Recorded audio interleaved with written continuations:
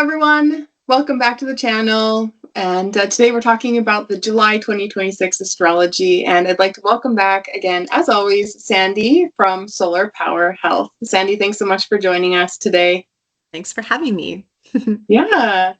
So as we get started, Sandy, let's just talk quickly about the overall theme for July, like the tone of July, because well, I'll let you speak to it, but we came out of Gemini into Cancer, and then we'll be moving into Leo season. So if you'd like to just set an overall tone for the month.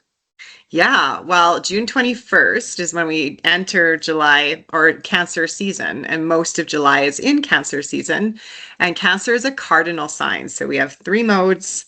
And so Gemini, we were in a mutable energy where we let the fall go or we let the spring go. We're more flexible and adaptable. And now cardinal energies, we bring things forward.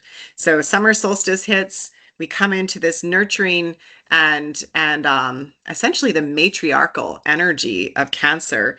And really, this is a time where people they're getting their nests in order, they're getting their family in order, they're in this kind of creation theme. But because it's a cardinal energy, it's active. It's the most fiery of the water signs. Oh, interesting. I did not know that. The most fiery of the water signs. Yeah. Okay. And yeah, so very much around like healing and home matters. Maybe even I don't know if you would say this, like inner expression or inner security. I would even go as far as to say emotional roots, because it's emotional security definitely is part of that, but it goes deeper. It's your emotional roots, your childhood, your ancestral roots. So a lot of that stuff kind of comes up at this time too. Yeah. Okay. Yeah, for sure. So let's dive in, because on June 19th, Chiron stepped into Taurus, which is going to affect some of the generations on a bigger scale. So first of all, for our listeners, Sandy, could you describe Chiron and what that exactly is? And then we'll dive into what it means in Taurus. Absolutely. So Chiron in Greek mythology is this beautiful centaur who can heal and teach everyone around him. He's in almost every Greek mythology story somehow, but he couldn't heal himself. He got shot with a poisoned arrow and he could not heal himself, even though he could do everybody else.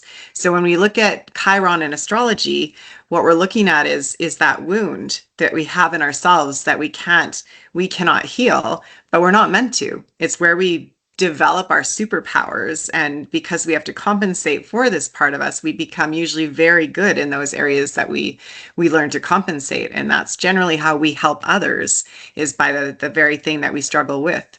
So that's kind of the Chiron energy, and him moving into Taurus. A lot of Chiron and Taurus energy is about seeking stability, peace, being more grounded, what we actually value, our resources, and so on.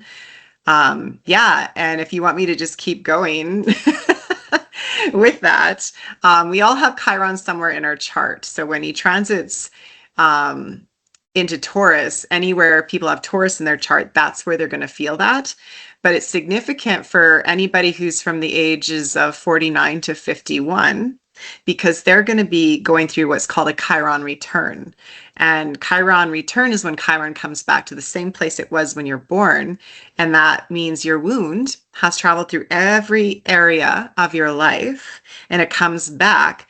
And we call this the crone stage. We enter this wisdom, because now that our wound's been activated in every area of life, we have this wise sense of handling things, because we can see it from a greater perspective. So this is when people really hit that crone stage, that wise stage. And so it's a big celebratory thing. If we lived in ancient Greece or Rome, this would be like a year-long celebration for people. And the people that are 48 and maybe even 47, they're going to start feeling this building. So, Sandy, could you give us a few examples of what a wound may look like from an astrological birth chart? In my mind, it could be something like learning to be seen or heard. It could be how we show up in community. But what would be some other examples that might show up for people?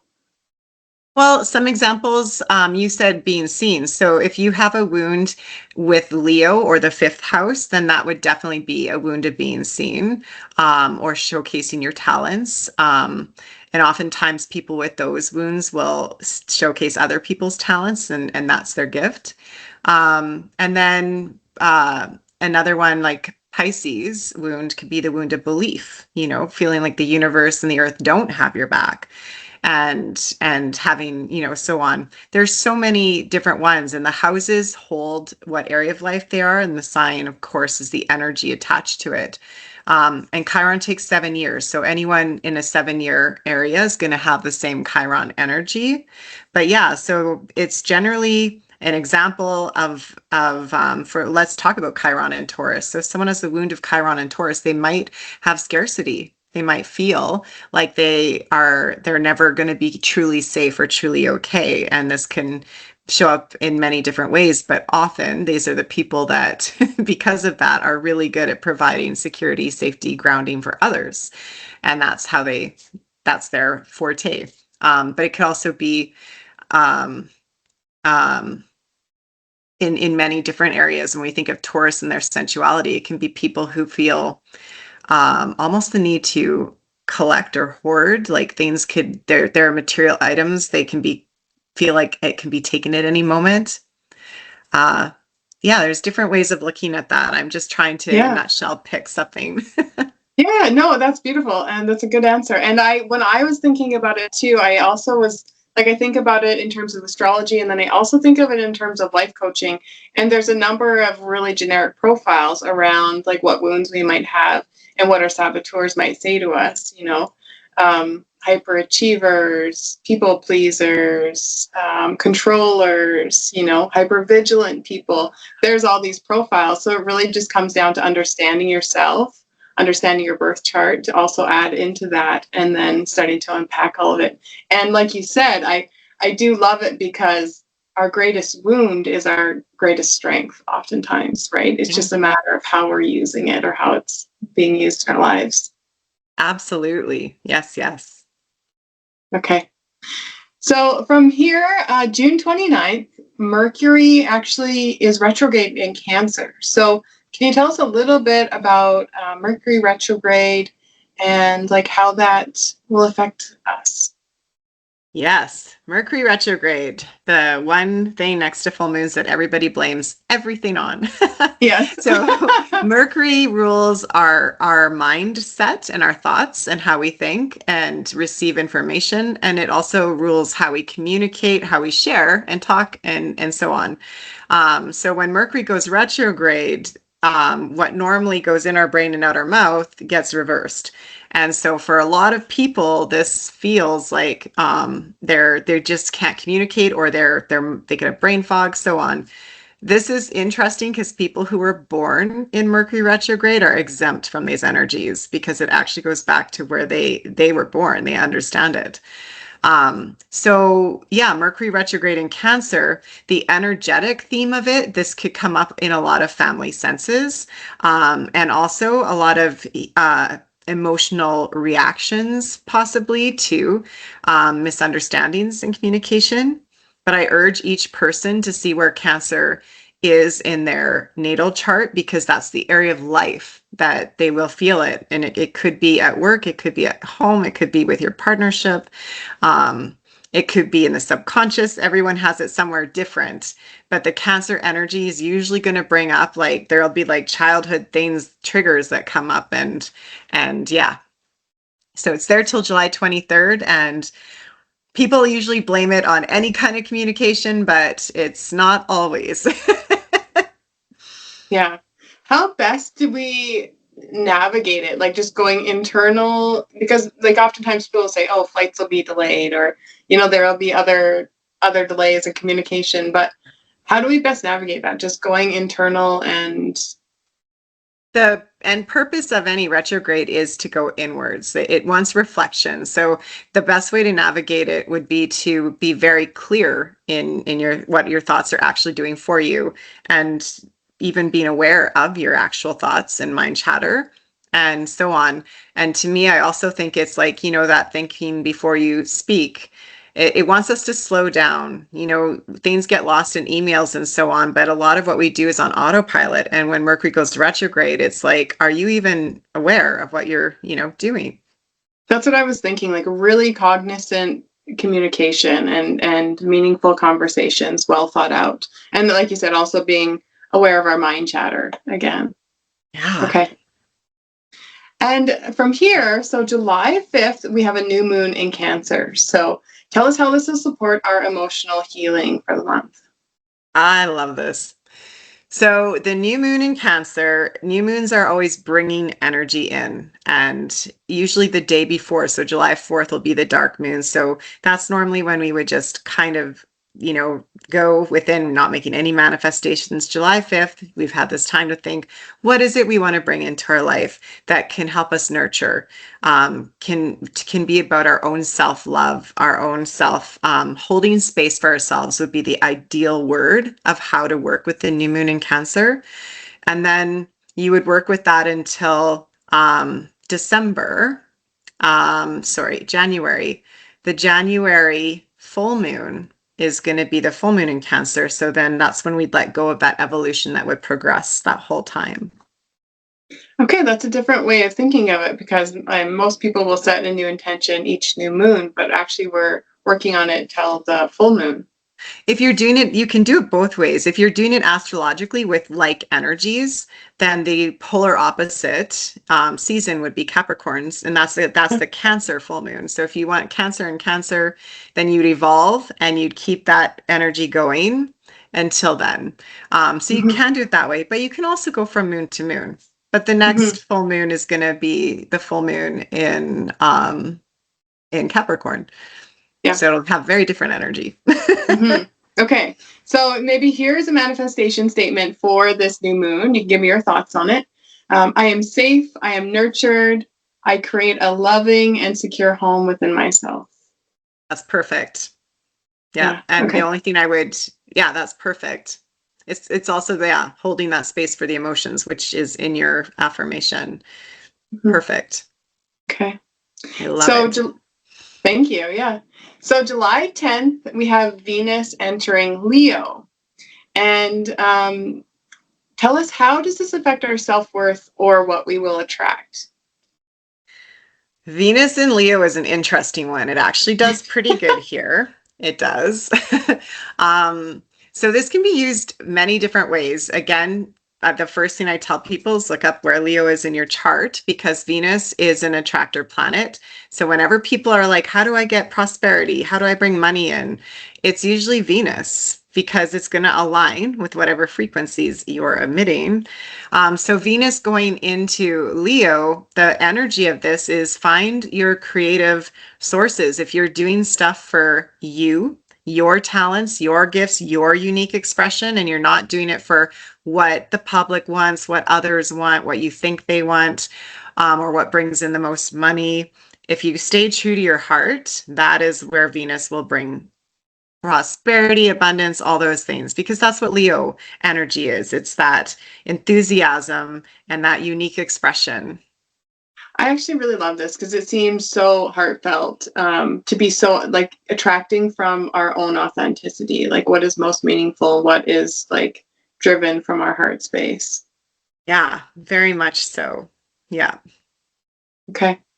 And then on July 17th, we have Mars also entering Cancer. So tell us, how can we best work with this Mars in Cancer energy, especially around like our emotional drive? So Mars is what we call fallen in Cancer. Every time a sign is in the opposite house, it can be in detriment or fall. And when it's in fall, it's at its weakest in that energy. And so Mars is at its weakest in Cancer because it doesn't understand that they don't get along. Mars is very aggressive, very assertive, and very like, we need to do this and let's go, go, go, go kind of energy. It's our motivation in our chart.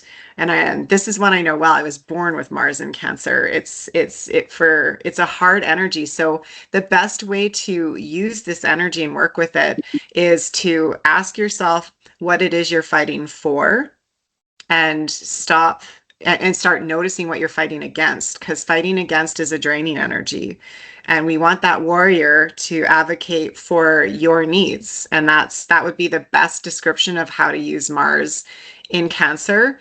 For some people, it can feel very, very raw time, depending where again it is in their chart, because the two just it can cause some emotional reactivity.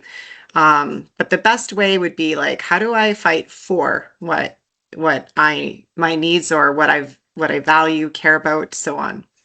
Mm-hmm. Yeah, it's interesting. You said you have Mars in Cancer. I also have Mars in Cancer, and so to me, it's almost like a polarity, because Mars is like this logical, action oriented, and Cancer is very like intuitive and emotional. So the way I understand it is like being driven, our emotions and our intuitive nature creating the drive that we see. Definitely. But you'll also find that we're not competitive by nature. We want everyone to win. That's an example of Mars in Cancer, whereas typical Mars energy would want to win at all costs. But when Mars goes into Cancer, it can't gather that, because Cancer's like, but we can all do it together. We're generally the people that will throw a game for someone else if we feel like they need it more than we do. So I guess I don't know if that makes sense, but that's where the drive changes. Yeah. So, and definitely with the intuitive things. Yes. Mm-hmm. Yeah, that makes a lot of sense, Sandy. Thank you. Were you going to add something? I was going to say it also brings out a mama bear energy, generally for people who have Mars in Cancer, or wherever this is happening in their chart. We are the only time we're ever fierce is for others that we love, generally. Yeah, that one really rings true for me. Yeah, absolutely. Okay. Yeah. And then on July 21st, we move into the full moon in Aquarius. So how's this going to help us release what no longer fits, like for our future selves? Yeah. Well, full moon, first of all, Aquarius is my favorite sign of the zodiac. Oh, like absolute favorite. Yeah. My whole business is Aquarius. Okay. Planned that way. I would say when we have a full moon, it's releasing. And if we look at the opposite energy of Aquarius, it's Leo. And that's why we're having the full moon in, it's during Leo season. A lot of times, if we look at those polarities, Aquarius wants what's best for the collective. Leo wants what's best for self. And they both do the same thing. Leo teaches that if you shine your bright, everyone has permission to shine their light, and everyone does better. And Aquarius has an opposite technique. So what I would say with the full moon in Leo is look at where you are neglecting ways of being. I like to think of them as like the little peaceful rebels, right? If anyone's going to stand up and awaken the world, it's Aquarius energy. So where is your authenticity being squished down? And where are you not maybe standing up for the things that you believe in?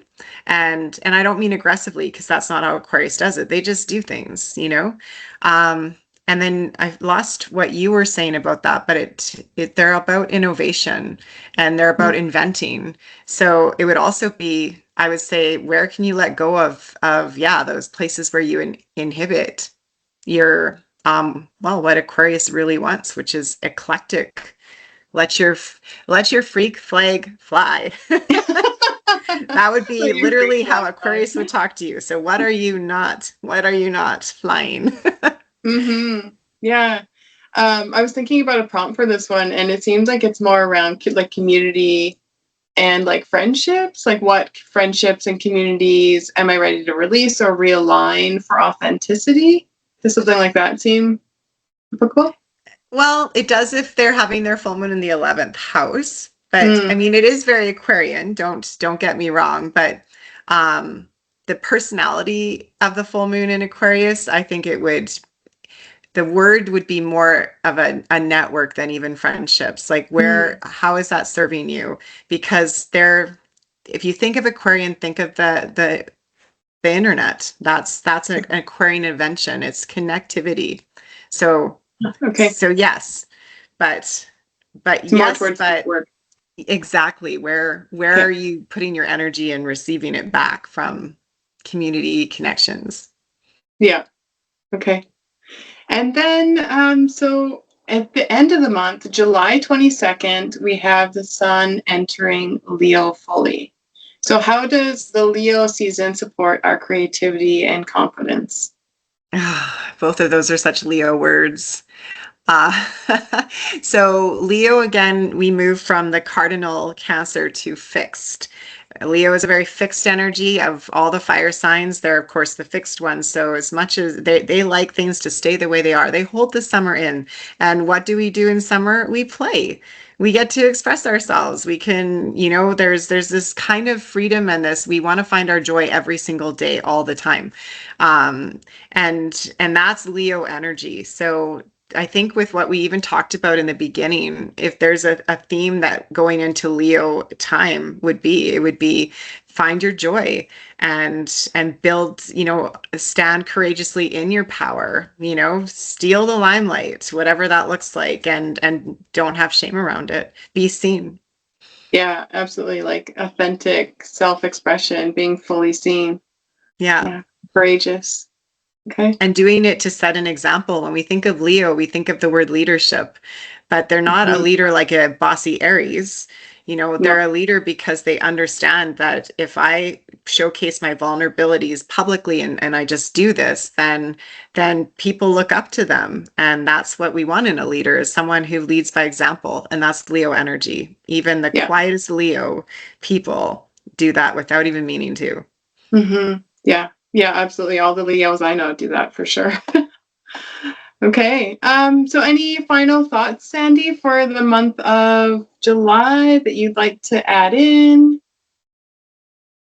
Um, you know, I think that with all of the major transits we've had in the last little while and all the planets that have been in Aries, I think a lot of people's nervous systems are right now very, very high driven and shot a little bit, because as much as Aries is a great energy, it's the beginning for a reason. It's very powerful. So I think as we enter Cancer, if there's one way to work with that energy, it truly is learning to hold space for your emotions, to process them, to feel them, to spend time with those you consider family, and to, you said it best when you said make that home in yourself. And any inner child work. Like, this is a time where even though we're entering summer and we've made all these plans, like the plans should involve that space. Hmm. Yeah, and I was just thinking, I've